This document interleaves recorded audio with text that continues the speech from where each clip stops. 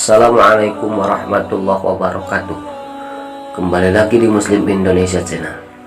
Ikhwani rahimakumullah, pada kesempatan kali ini kita akan membahas tentang Hajar Aswad. 8 fakta dan keistimewaan Hajar Aswad.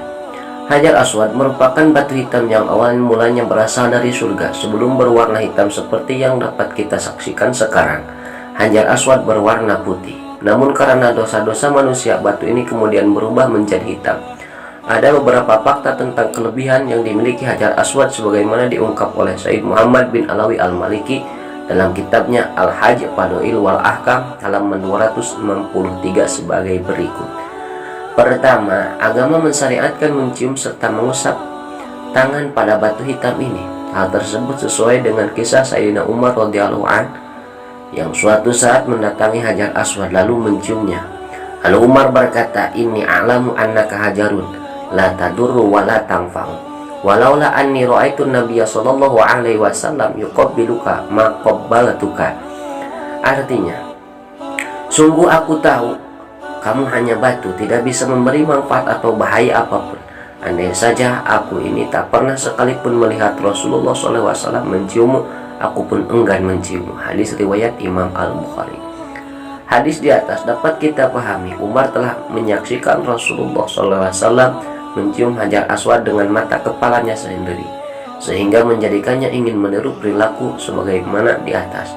Meski secara kasat mata batu ini tidak bisa memberi manfaat dan bahaya sama sekali, menurut Mustafa Dib Al-Bagho, Hajar Aswad tetap bisa memberi manfaat dari sisi mendatangkan pahala menciumnya. Sunnah Nabilah yang mengakibatkan pahala itu bisa didapatkan, bukan semata-mata karena batu itu bertuah.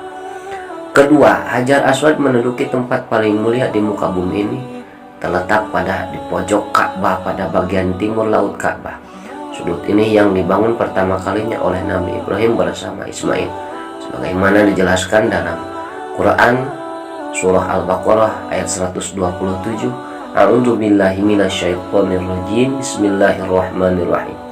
Wa idh yarfa'u Ibrahimul qawaida minal baiti wa Ismailu rabbana wa taqabbal minna innaka antas samiul alim.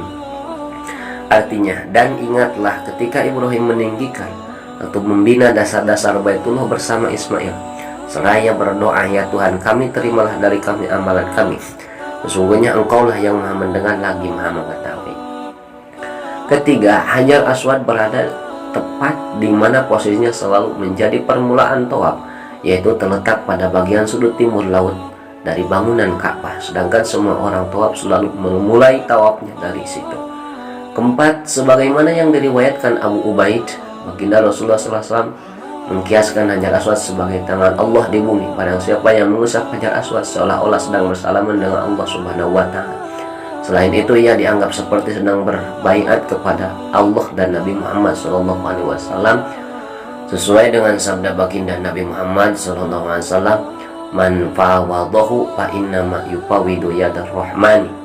Artinya, barang siapa bersalaman dengan Hajar Aswad seolah-olah ia sedang bersalaman dengan Allah yang Maha Pengasih.